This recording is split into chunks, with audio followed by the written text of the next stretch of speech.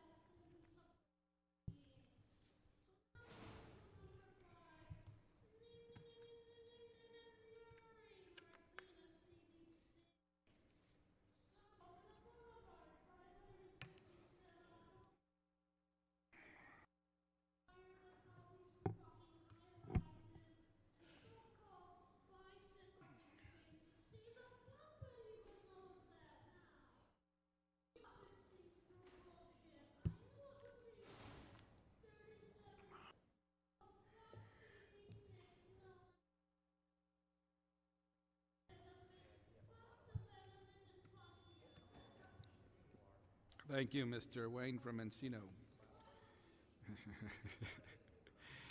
All right, consent items. Item number 3, there are no public comment cards. We will move that on consent. Item number 3 without objection. Vok, what happened to our other guy, Mr. Mejia?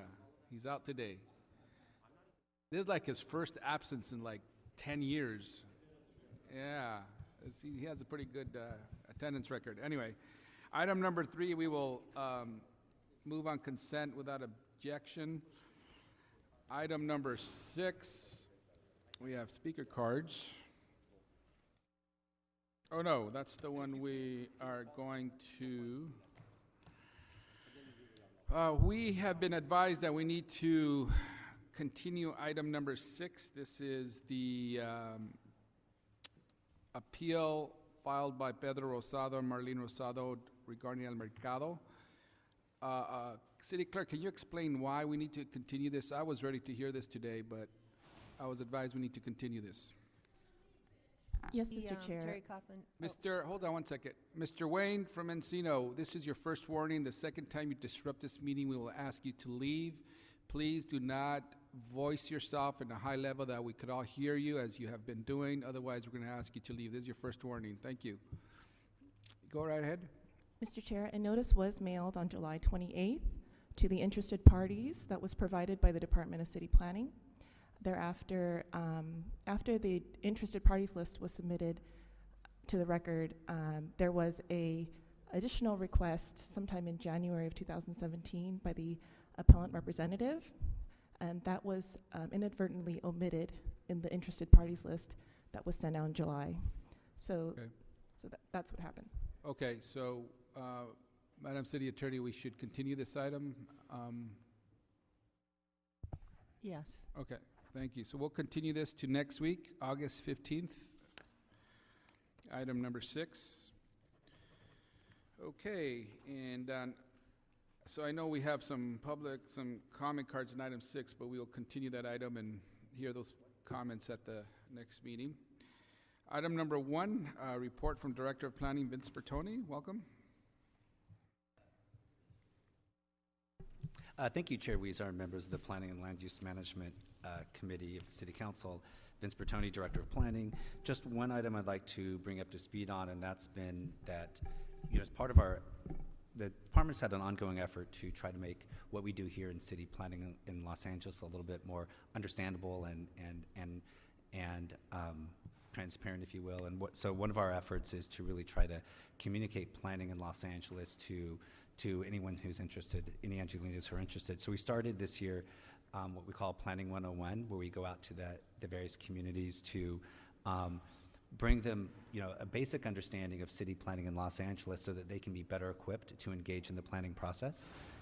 We actually piloted this project with Councilmember Englander in the 12th District, where we had an approach to try to figure out how to work something out and work out the kinks. And so we piloted it there, and now we're extending it throughout the rest of the city. So we actually have scheduled 6 planning 1-1s throughout Los Angeles. We have actually just conducted 3 so far.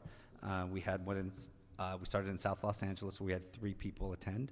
We're in San Pedro where we had 18 people attend, and last night we were in Glassell Park with 65. We are also... Where did you have 65? In Glassell Park. Oh, Northeast LA, all right. Right. So we did South, the Harbor, and East LA, and then we will also be hitting Central at City Hall East, West Los Angeles at the Westchester Municipal Building, and in the Valley at Pacoima City Hall. So we have 3 more that are scheduled and will be completed by the end of this month. If I could just make a recommendation, first of all, they're phenomenal, and there's not a single person, no matter who they are in the room, that doesn't walk away with learning something. Even chief planners, everybody's walking away with something, and they're very informative. The problem that I see with them, quite frankly, is the very people we're trying to reach don't show up. Most of the people in the room are, your land use folks from neighborhood councils and people that sort of know a lot of it already, which is great, and they're still going to learn something. Most of the people that fill auditoriums to appeal a project, only show up when there's a project. And so the difficulty, I think, is trying to reach those and promote the event because it is so important. So I would ask, before you have any of the future ones, see if you can get the council members of those districts to put it in their newsletter and to try to promote it everywhere they go to try to get some participation, because it's helpful for everybody. You're putting all the time and energy. It doesn't matter if there's 50 people in the room or 500 people in the room. It's going to take the same effort. And so if you can get and work with some of the community-based organizations or others to start, help promote it to get more people to turn out, because it is, it's the third one we ended up doing over since I've been there in CD12.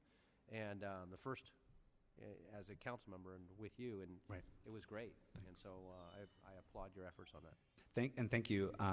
Great comments, and we would love to partner with the council offices on the newsletters. We have launched on social media, so we're on Twitter, Facebook, and Instagram. Planning 4LA, planning the number 4LA, so people follow us on that, and we push information out with that. I have a lot more longer term goals in making it more accessible, so we want to actually do more like that, interactive. My hope is that someday in the future we can actually do videos online, and that way those could be accessible to all the council offices. So when you have a particular area, some folks that you think could be beneficial of it, you could push that out on in your newsletters and direct people straight to a video. That's a long-term goal of ours. My staff gets nervous every time I kind of get out front of something we haven't actually done yet. But our goal is to be as accessible as possible, and we appreciate all of the help, and we especially, Councilmember Englander, everything your staff's done and you have done for us. And that's what I mean. So you're on social media, but I have a gut feeling, just to, if I were to guess, the people that follow the planning department in the city of LA on Twitter are probably people that might know a little bit about planning and follow this already. So trying to sort of reach out to another audience would be great. So the council offices hopefully will support that. Absolutely. It's a great program. Thank you. Thank you very much. So we will receive and file item number 1 and move on to item number 2. And can we read that into the record, please? Yes. Item number 2 is a report from the Planning Department and the City Administrative Officer relative to revising the planning fees in an effort to have full cost recovery with certain exceptions. Thank you. Welcome. Good morning, or good afternoon. Jan Zatorsky, Deputy Director of Planning. In fiscal year 2014-15, the City Council, through the adopted budget, directed the Department of City Planning to conduct a fee study to support the additional resources provided in the budget. Our last fee study was conducted over 8 years ago in 2008, and the fees were adopted in 2009. We contracted the services of a company known as NBS, and they found that the department was recovering approximately 74% of estimated costs. And in accordance with the government code section, fees may not exceed the estimated reasonable cost of providing the service for which the fee is charged. So there are two basic tenets that we look at when we're evaluating fees. One is that agencies cannot make a profit on the fees, and two, that fees should be assessed according to the degree of individual or private benefit gained from those services. So we looked at these concepts, and in general, most of the fees we are recommending full cost recovery, and that would essentially raise the fees approximately 25%. However, we do make recommendations to subsidize certain fees that provide general city benefit or have other services that we want to encourage, certain activities, and those would include non-applicant appeals, minor and single-family project permit compliance cases, and historic related fees. And the estimated value of these subsidies is approximately $3 million. And some of the fees overall actually have decreased because, as I mentioned before, we cannot make a profit at fees. So as we reevaluated 8 years later what our processes were, and because we've restructured, some fees actually declined. About 86 fees were declined, and about 73 of the fees are actually seeing increases. So I'm happy to answer questions now, or I'm happy to turn over to the CAO to give their report. CAO? Good afternoon, Jason Klein, Office of the City Administrative Officer. We reviewed the fee study from the department, and we concur with the findings in terms of what the full cost recovery model is.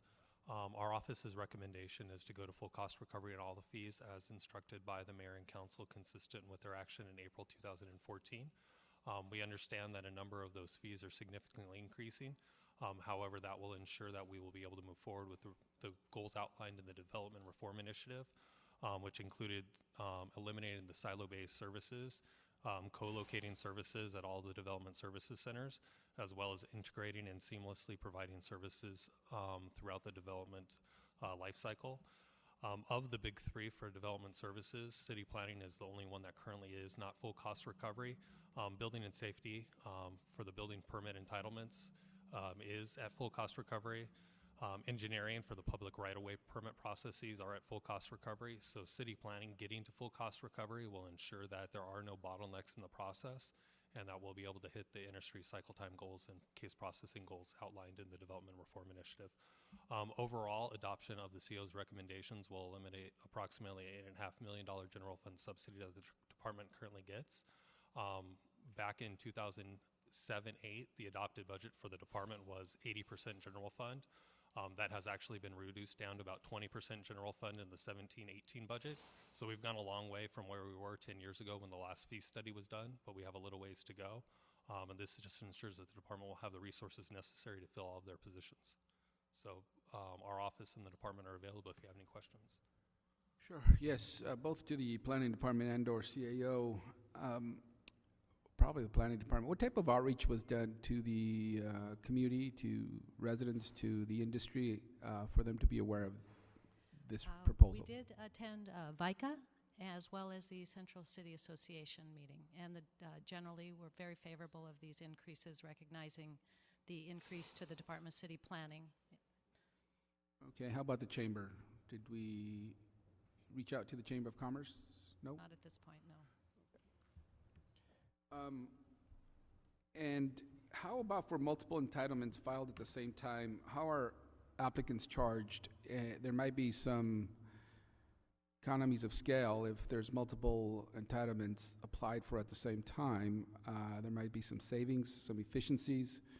Are they charged the full amount for each application, or is that taken into account? It is taken into account. It's the same process we use today. The full highest fee, if you're requesting multiple entitlements, the highest fee is charged at 100%. The second highest is 50%, and every additional entitlement thereafter is 25%. So it does build in the efficiencies in order to process that case. Okay, and in terms of the ones that were subsidized, what was the criteria used, or what values were used to determine whether certain applications should be subsidized? We've essentially modeled the existing process, which ultimately is a policy decision on subsidies. So our current appeal rate, non-applicant appeal rate's $89, and we have seen appeals increase substantially. And while we certainly want, the thought process was to have community or a semi-affordable rate, we also recognize that there are excessive appeals that take a lot of our time. The single family, I've generally tried to encourage single family homeowner when we have the minor and single family rate, and historic is generally to encourage compliance with historic app requests and compliance. So I mean, those are our thought process. So you would encourage the subsidy to encourage a behavior. Okay, thank you. Any other questions or comments? Mr. Price. Thank you, Mr. Chairman. First of all, thanks for your work on this. When was the last time we did a review? It was 2008 was actually the last fee study, and best practice is generally between 3 and 5 years, so we're a little behind the curve there. Bit behind, yeah. Question, how is the full cost recovery fee the same for different appeal cases that have different decision makers? For example, ZA cases go to APCs, the Q clarification to Plum, the density bonus to CPC. We provide just a general appeal process. I mean, that to process the entitlement is one, but we evaluated the work level of effort to process an appeal. Okay, so it just depends on the amount of work that's involved. Correct. And it could be an average. It's compared from all different Is there types. a hardship process for parties that can't pay the fee or who claim they can't pay the fee? Do we have a hardship provision? I think there's a hardship that comes to your committee occasionally, but that's not part of our fee study process. Do you think there should be some kind of a process for? We would have to build in the justification. I mean, you could certainly do that. You just have to build out the form. What's the requirement to allow that, to handle that at our public counter? We currently don't do that today. And so if someone says they have a hardship, we say, no, you don't, and make them pay the fee, or is there some special line they go to? I would cautious having a hardship at the staff level because these are fees for services. And, we have to be careful we have to treat everyone the same. And at the staff level, we want to make sure that we do that. I'm aware of some jurisdictions that have limited hardship processes for that. But that's pretty rare. Typically what they do is choose to not charge full cost recovery, in essence subsidize certain fees. On occasion they'll do that. For example, that's why you'll see sometimes typically fees associated with single family homes, single family sign-offs, historic districts, as well as appeals are typically subsidized because of that. And those are the ones that are most likely to be subsidized. Okay, that's all I have for now. Thank you. Mr. Englander? Thank you very much.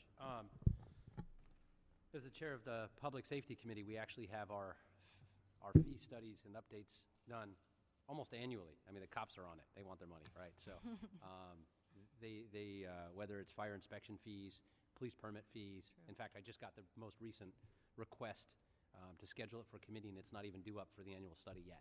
They're way ahead of it. But they also don't have other things to do like planning. So the ones that are in the office are looking to get their fees. But in any event, with this, I'm so delighted that this is here because I've been on the edge to have this conversation for so long. And in looking at this, first of all, while it's about $3 million because some fees are going down, the net increase on appeals, it's really close to $4 million is what is being subsidized out of the general fund, of $4 million on appeals. I've also had some serious concern for quite some time that it may even be illegal or discriminatory that we pick and choose who pays how much on what side. In other words, whether it's an applicant or an appellant, that we have a policy that says, well, an applicant can pay this fee, but if you're appealing it, you can pay this fee. I'm not sure that that's even legal, but I've always had concern over it, even if it is. I think it sends the wrong message, and I think we've got to come up with a balanced approach to this policy. Mr. Price was spot on in asking about a hardship exemption process. We have that in almost every single department for parking tickets, for fire fees, permit fees, And that goes back to the policy committee for an approval, each and every one. And so I agree with our general manager that it should not be done at the staff level. It needs to be a simple process that either the applicant and or an appellant can file for equally, and it would come back to this committee in each case-by-case basis. The fact is that we have a lot more of these cases. If you look at the charts that you guys put together, it's going up dramatically, and the costs are going up dramatically. And I've also seen over the years that a lot of these appellants are the very same people over and over and over again. In fact, you don't even have to have standing to appeal. You don't have to be a resident of the city of Los Angeles. You don't even have to live in the state of California. For $89, somebody in Alaska can file an appeal and cost the city and the taxpayers millions of dollars over the whole course of how many appeals they've filed, taking all of those resources out of the general fund, police off the streets. That's the net effect. And that's where I've been really excited to have this conversation, because the conversation, the timing couldn't be better. I would love to come up with a model that is fair and then equal to everyone, and still accessible to neighbors that are opposed or concerned about a project. And maybe they're not against the project, they just want some conditions, and they weren't set forth, and those conditions weren't brought about in the process, either from the commission or a ZA or whatever process they went through, that they needed an appeal just for those particular conditions. And so we should have a hardship exemption. We should also have the ability to, and we have the ability, if they're working with the council office, for the council office to 245. So that exists. So we always have the ability to bring any of these projects before this body, no matter what. There's always a way to bring that. And we need to make sure that we don't drown people's voices, particularly those that don't have the means, that want to protect their own community. So in looking at a balanced approach, a fair and equal approach, I'd like to entertain a proposal where the department, where we would bifurcate the fee structure and schedule with what's being proposed here, so we don't have to hold it up. Because every day we hold this up is a day that we're not getting cost recovery on these other items.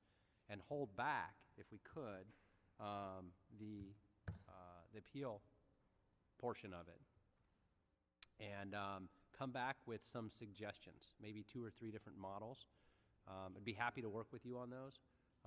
One of those might be that if it's $14,000, for example, and this is hypothetical, if it's $14,000 to process an appeal, the applicant and the appellant each pay $7,000. If one of them has a hardship, they can file for that and they don't have to pay it.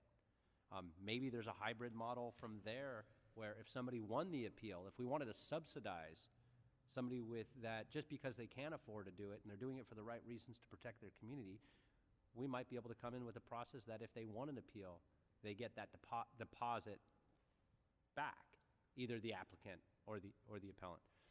In fact, on an applicant, it could be often, and again, a lot of people hear applicant and they think developer, and that's not true.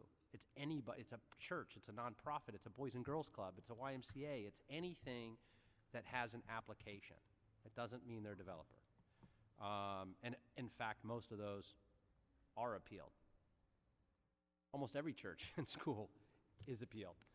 And so those are the 2 toughest things to build in any community. But without going off on a rant, I think if we came up with some model that was fair and equal, that made sense while protecting the public's interest and their ability to file an appeal, but it was fair, first of all, we would see this number drop dramatically, because oftentimes it's the same people that file over and over. And they do so not because they're against the city of LA, not because they want to disrupt the system or the process. They do so to try to make money. Often they'll try to make money off of filing these appeals because they'll gather neighbors, they'll try to get law firms retained. There's a few of them that, some even attorneys that do it pro bono when we know it's not. And the system has turned, for lack of a better word, for those outside the system that continuously abuse this, corrupt. And they've taken advantage of the process and the policies that are antiquated that we've had in place. So I would ask if the chair would entertain the idea of separating out just this portion, allowing the planning department to come back with some of those ideas and maybe some others from this committee. Like I said, be willing to work with you on other. I have many suggestions, and I think we can come up with a fair and equal process to make sure that we protect the spirit of the process, and that is protecting the public to allow them to continue to have a voice, and they shouldn't have to pay to have that. And we need to figure out ways to make sure we protect that without, and the financial policies are sound, that we don't supplement costs. Okay. Any other questions or comments? No. Good. Well, that's a good suggestion. And Mr. Englander, I was actually thinking of getting a better explanation on those fees that are proposed to be increased by 50% or more. So in thinking about this, I agree with you that we shouldn't hold this up. But at the same time, once we start bifurcating, it gets confusing about where one report is and the other and which one is implemented. So I'd like to hold this for a week and see how much of that information we can get by next week's plum meeting. And if we do have to hold anything back and let the rest go, we'll do it at that time. But sure. Mm-hmm. And if you could, I was so focused on that and looking at some of the other fee structures that the chair brought up something that it didn't jump out to me, that there's some fees that are more than doubling in this report. If you can point those out next week as well, or actually before next week, just working with my office, we'll figure out which ones those are. I respect the chart that they all fit on one page. The 3-point type makes it difficult, but I do appreciate that. That's what magnifying glasses are for. And we're all getting over 50, so we need extra. Good. So we'll let's do this. Let's move that the CAO and Planning Department report back in 1 week on sections 19.01 B3 and 19.01 J1, J6, J8, J12, and J17, and also fees in which the increase is 50% or greater. And if we could also get a report back working in conjunction with Mr. Englander on the appeal portion and those fees that have doubled. And we could get more explanation on those. Kevin, I don't understand what this says here. This says options to limit the impact of increased fees for those cases recommended for subsidy. Okay, so we got those. Okay. All right, so we'll hold this for a week. If we could hopefully get that information within 1 week and hear it in committee next week. Okay? So we'll continue this item for 1 week without objection. So ordered.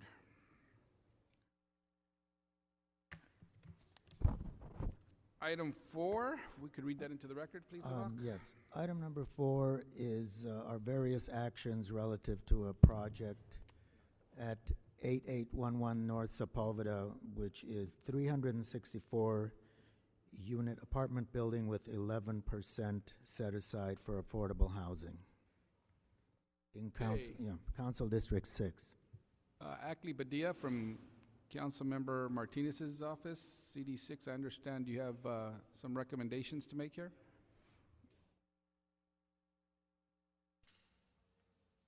Roman, would you mind if you let the applicant go first? Sure. Okay. That's fine. Benjamin Fiss.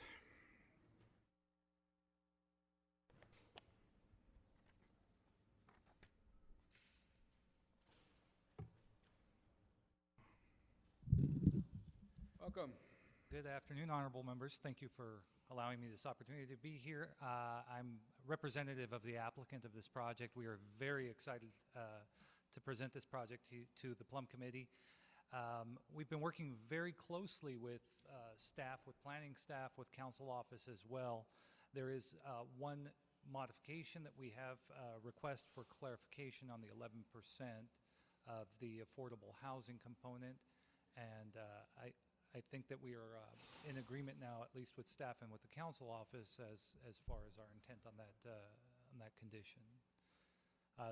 It would affect multiple changes throughout the decision, let alone very minor changes to multiple conditions. Okay, thank you. Thank you.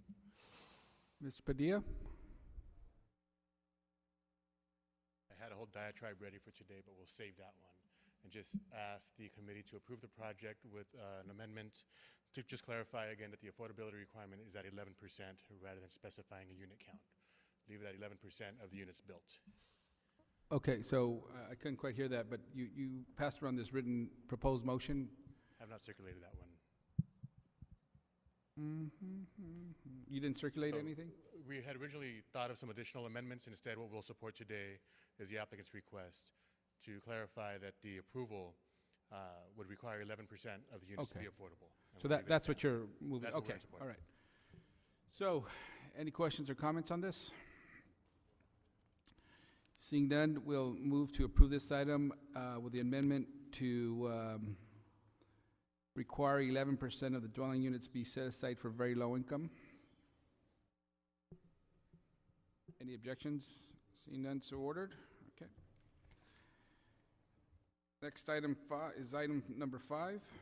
Yes, item number 5 is also various approvals relative to a project at 5570 West Melrose Avenue consisting of 52 apartment units with 11% for very low income.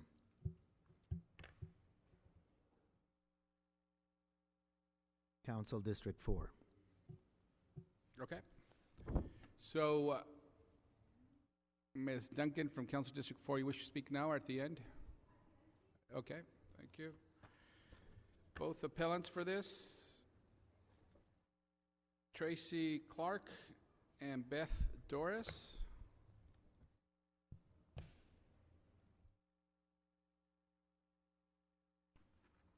Okay, 1 second. So I want to clarify this.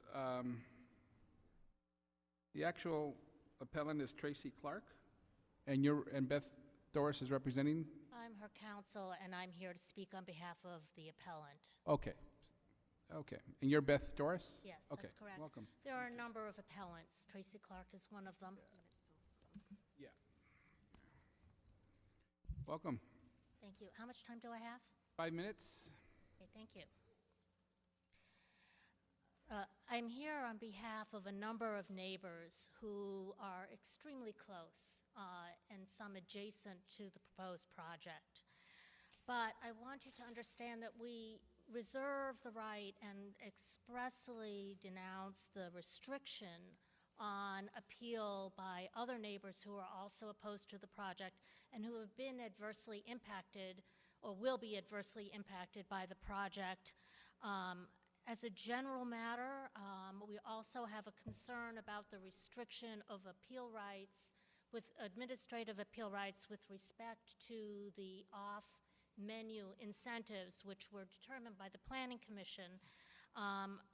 We believe that both of these restrictions violate due process and violate the general constitutional rights that we have with respect to the city's authority. Beyond that, the general idea of the city allowing fewer parking spaces and fewer affordable housing units than what the state law allows, and then using that to excuse a project from zoning, exceeds the city's authority. It exceeds the city's authority as delegated by the state. The state has allowed affordable housing to provide density bonuses and to provide for certain off-menu incentives, but only if they meet certain standards. The city has then upped it tenfold. And this is a gross distortion of what should be allowed at the city. Now, with respect to the particulars of the appeal,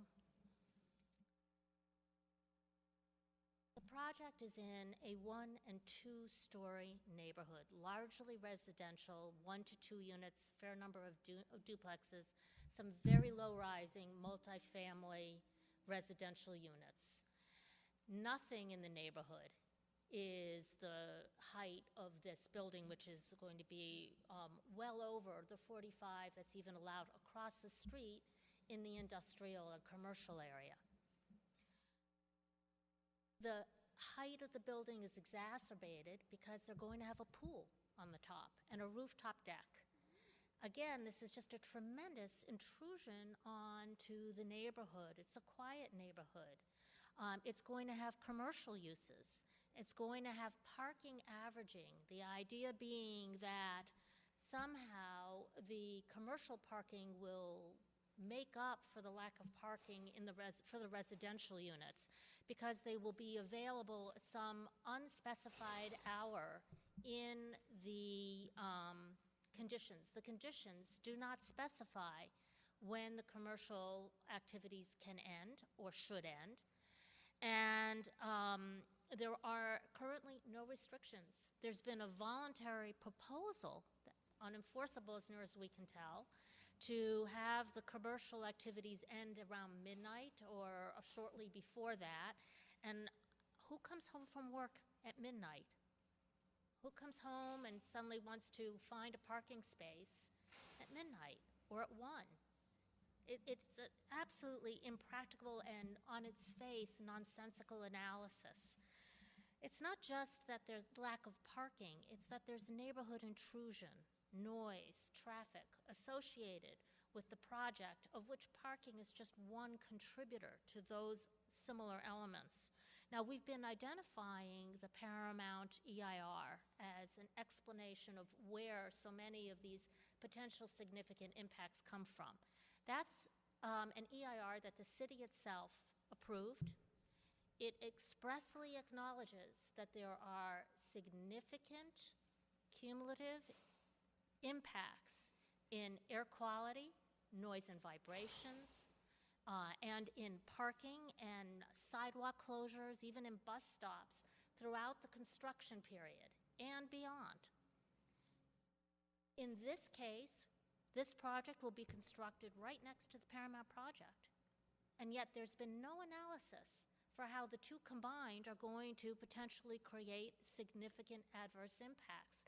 The potential for cumulative impacts is just overwhelming here, especially when you consider the legal standard, was it has to be more than a molecule when you have existing significant impacts. And again, the Paramount project already shows that the existing, that the surrounding intersections, the ones that are impacted, have LOS between C, D, and F. Great, thank you. For the applicant, Dale Goldsmith, representing Dana Sales and something. Good afternoon. Dana Sales, 360, 4309 Overland Avenue. I'm going to give you a brief summary of kind of the project and what we've been through, and Mr. Goldsmith is going to address some of the technical points of the appeal. We did just receive the appellant's response letter about 2 hours ago, so we're going to do our best to respond. There's a few things I think that are important for you all to know. This process has gone on for almost a year. We have done significant and extensive outreach. The project has been supported by the Greater Wilshire Neighborhood Council and by the Larchmont Village Neighborhood Association.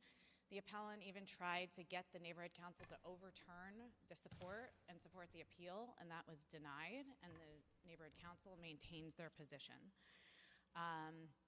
The project is 52 units. It is on Melrose Boulevard, which is a secondary highway in the city. This is not in the middle of a single-family neighborhood. We are directly across the street from Paramount Studios, which, as you all approved, 1 million square feet of development and a 22-story tower directly across from this development. The project has been very, very, very respectfully designed to transition height from 2 stories next to some of the lower density development around us to 5 stories on Melrose, not inconsistent with any kind of development that you would see on a secondary highway. Contrary to the appellant's claims, we have more than adequate parking in the building. We actually increased parking on site at the request of the neighborhood. As we listened to their concerns about intrusion, we have 76 parking spaces that serve all of the commercial and all of the residential. One of the agreements, just as a point of information, that we did make with the neighbors was to unbundle the commercial parking overnight so that some of those spaces were available if the residents wanted to use it. We also agreed that the residents would not be able to park in the neighborhood. There's a preferential parking district. The project was fully redesigned at the request of the community to make it more contextual with some of the architectural character in the area, even though this is not in any kind of designated historic area. We created balconies that were solid to promote privacy. We've increased landscaping. We've created better pedestrian orientation. And as a result, again, this project was widely supported by the community, despite anything that you may see in the claims. Additionally, we've agreed to restrict operating hours of some of the outdoor spaces, again, in response to concerns about the community. And just as a point of information, we also agreed no short-term rentals in the project. So Mr. Goldsmith's going to go through the appeal points, and we can respond to anything in detail. Good afternoon, Honorable Commissioners. Dale Goldsmith, partner with the law firm of Armbruster, Goldsmith & Delvac.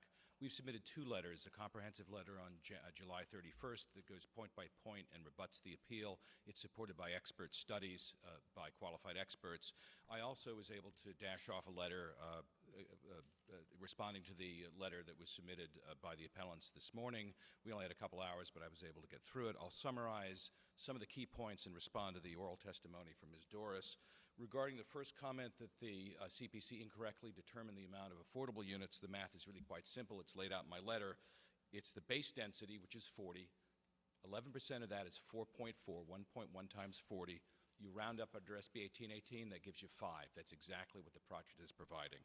And the appellants are incorrect in saying that you can't round up. Indeed, rounding up is required by SB 1818. Secondly, regarding cumulative impacts, Paramount's a massive project. It's expected that they would have cumulative impacts.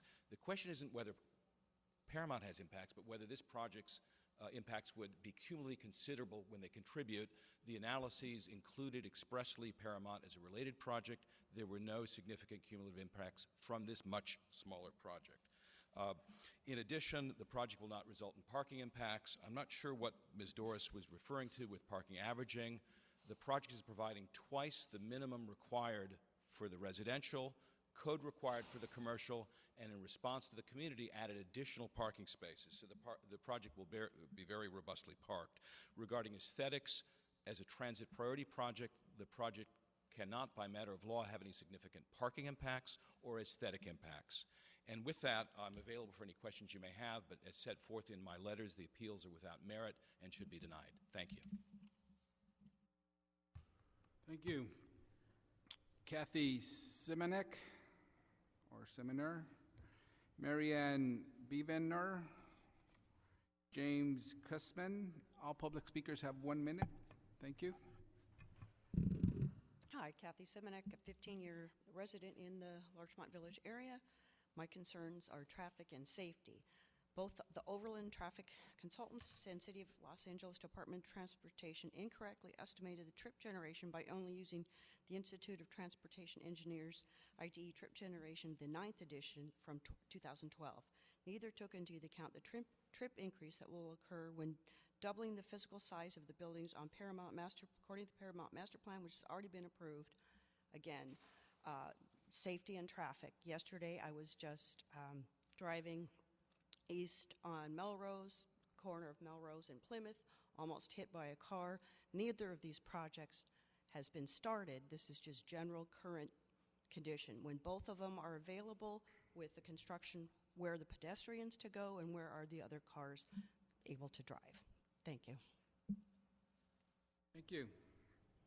Hi, I'm Marianne Bevener. I'm here to talk about the inconsistencies with the Wilshire Community Plan, specifically with regard to the residential land use planning. The proposed Wilshire Community Plan, one of the three fundamental premises is that a general limitation of residential densities in various neighborhoods to the prevailing existing density of the development within these neighborhoods. Policy 1.1.1, protecting existing stable single-family and low-density residential neighborhoods from encroachment by higher-density residential uses and other uses that are incompatible as to scale and character or would otherwise diminish the quality of life. This is a family neighborhood with many, many children. And the third is the policy 1.3, to promote architectural compatibility and landscaping for new multiple family residential development to protect the character and scale. This building is completely out of scale with the 1 stories and the 2 stories next to it. And also Melrose Avenue is not listed as a mixed-use boulevard. Thank you. I did submit a speaker card, but my name wasn't called. You will eventually be called. All Yes. right. What's Thank your you. name? Allison Kelly. Okay, thank you. James, Cheryl Sabo, and Doug Haynes. Good afternoon. I'm James Kussman. I own the property at the corner of Beechwood and Clinton, 600 and 606 North Beechwood Drive. I'm here to speak to reality. There just aren't enough parking spaces. In all of my apartments that have 2 adults living in them and both working, they both have a car. It's that simple. And I have no dedicated bicycle spots because nobody rides a bike to work. That's a feel-good thing, riding the bike to work.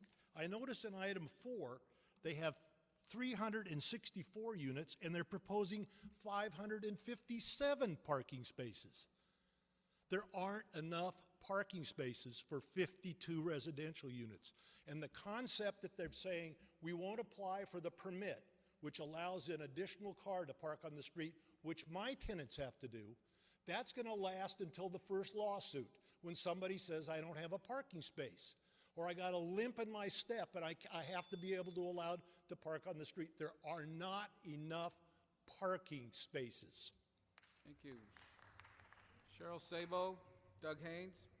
Yes, I'm Cheryl Sabo. I am here to talk about the survey map that was done for our area. I am located at 646 North Gower, which is on the survey map. It's not even included. And so I wanted to urge or encourage the council to please take a look at the survey map once again. When you look at it on the Gower side, it says that it incorporates Lot 1. And Lot 1 starts from Melrose and it goes halfway down to what is called the power pole. Well, the power pole passes my house. And if you look at this map on page 2 of the plans that were submitted, it looks like Lot 1 is encompassing my property. So my property isn't even identified. And my property is adjacent to the rear of, please take a look at the survey. I'd like to get it resubmitted and my name on it. It has the owner as Landau. My name is not written on it at all. Okay, my thank parcel you. number is 5523022-002.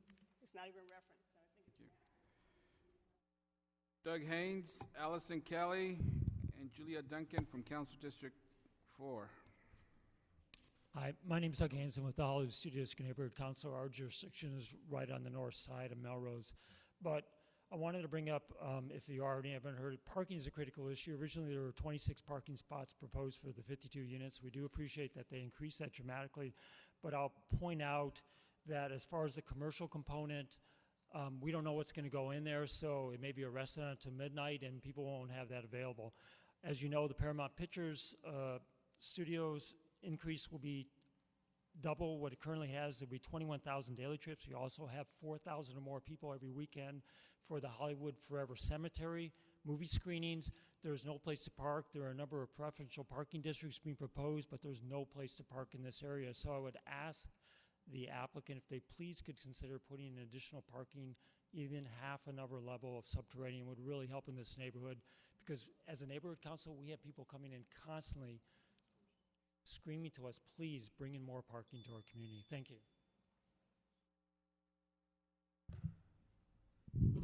Hello, I'm Allison Kelly, a resident of Larchmont Village for almost 30 years. While housing development is needed, and I do welcome it in our neighborhood, this project is too tall and is greater than the height increase granted to the adjacent expansion of Paramount Studios. The size of this development is more compatible with a metro-adjacent location. Traffic in the area is already congested and will only be more disrupted when the Paramount development is built. As proposed, this development adds so many units that it doubles the residency on that block, and without adequate parking, it will negatively impact our quality of life. Thank you. Thank you. My name is Tracy Clark. I filed the appeal. I had a sorry, speaker card, and I just want Well, my I'm sorry, 1 minute. ma'am. I'm sorry. Your time has been. I'm also a neighbor, and my attorney Ma'am, was can you not hold on, able to cover please? this. Please hold on. I am Yes. trying to explain the rules in this committee. You had a speaker card, and did you have a representative representing you? No, she No? didn't represent me on what I want to speak about. I filled out a speaker card expecting to have my 1 minute. Okay, I And called you I would earlier. respectfully ask you Miss, in order for us to get through this, you're going to have to listen. Okay. Okay? Do not speak over me, please. I called you after she had, in the beginning of the meeting, along with her. Is she your representative? She is the attorney for all of the appellant. I am an individual, and I filled out the speaker card. Okay, good. And she is not going to speak about, I did not have an opportunity to point this out to you. I want to share with the Got it. You have 1 minute to speak. Thank you. Thank you very much. One of the things we wanted from the developer was to show this building in scale with the neighborhood, which they finally came up with. And I'd like to pass this around to everyone. First and foremost, it looks huge and enormous against the two-story and the single-story. And they've also distorted the Paramount because it's only 45 feet. This building is scheduled to be 56 feet. When this was originally approved and going through the process, they promised 15% and 6 units. That was changed. We were told by our neighborhood association that they moved the bulk to the front. You can see in this rendering that it's 5 stories against a 2-story on the south side of Beechwood. And across the street, there's 710 El Centro. They have 84 units in there. The 2-story backs up against Camaford. There's 4 stories on Melrose. They have 18 parking committed to commercial. They are offering guest and extra parking for people so that they don't have the neighborhood intrusion. And I just want to know why this developer wants to overburden this corner and make unnecessary neighborhood intrusion. What is in it for them? And I suggest that it's for financial gain. Julia Duncan, Council District 4.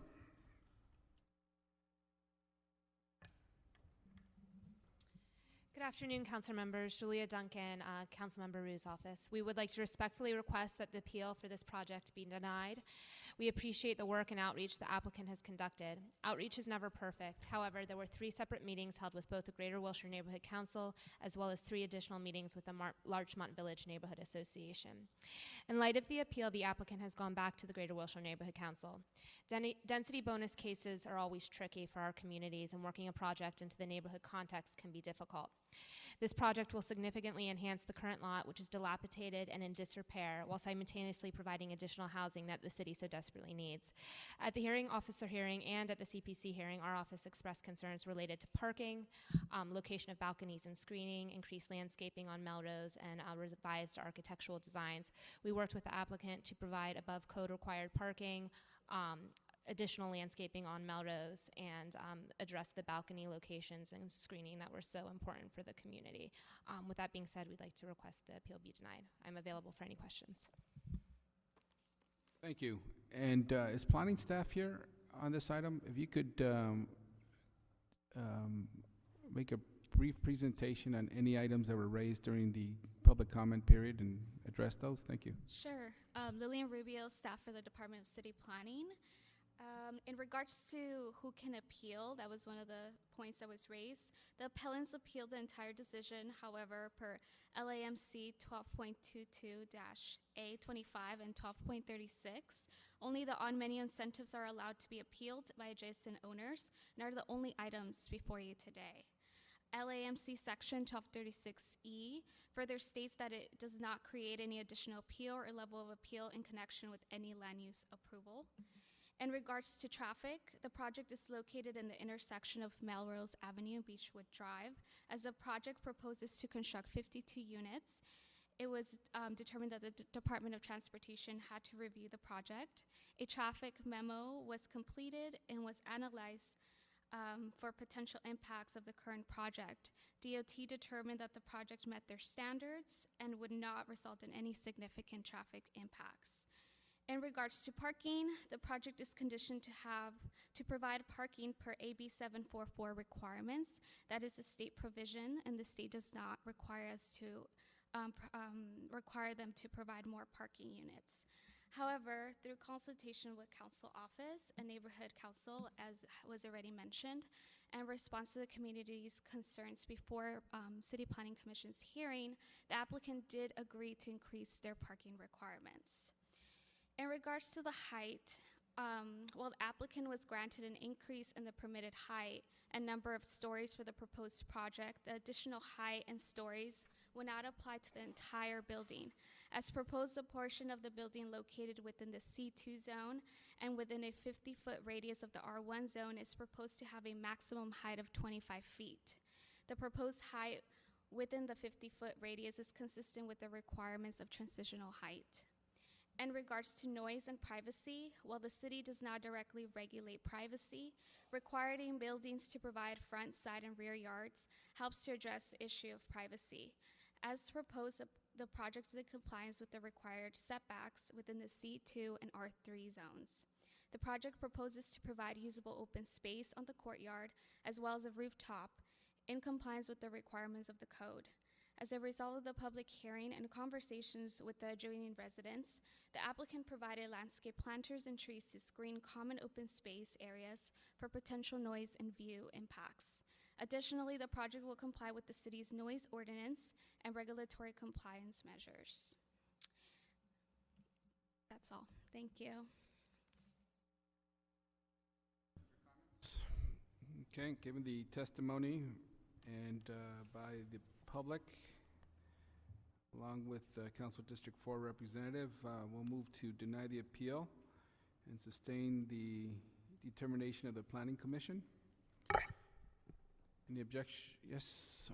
Also, just finding that the project's categorically exempt under CEQA guidelines 15300.2, 15332, and City CEQA guidelines Class 32, and then make the related CEQA findings that are in the. Okay, we'll incorporate that into the motion.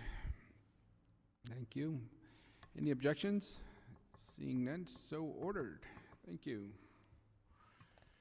Next item, I believe, is public comment, general public comment. Wayne from Encino.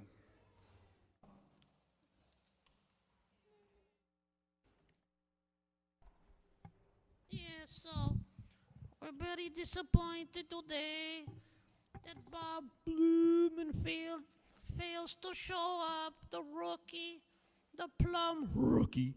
Yes, we do not want the rookies to be missing meetings. Under the city charter, if Bob Blumenfield misses one more fucking meeting, throw him off this committee. Bring back Gil Cedillo, the housing advocate. Yay!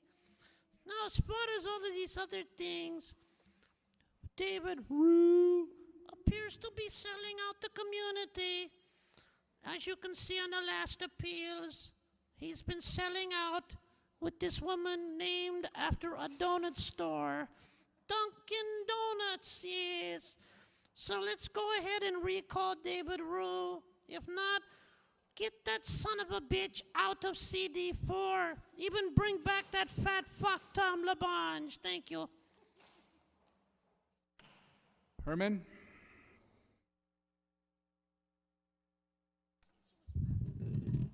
Oh, God, such litigation. When do we ever settle? Dunkin' Donuts representing Rue. It's time to stick a Krispy Kreme in you. Because you ain't doing no good for District 4. I think Mr. Spindler is correct. We need to get Fat Tom Law Bones back in here. And then in reference to, since I have to stay on topic of plum, it makes you wonder why Englander cannot be in Allen and that pimp Harvey Englander continue to represent Los Angeles. You failed to have Wayne Spindler arrested and detained, and now you're bringing it into the Boyle Heights neighborhoods of El Mercado. Leave the fucking Mexicans alone. Let them park wherever the fuck they want around Evergreen Cemetery. It's not a problem. It's not no fucking problem. George Abrams.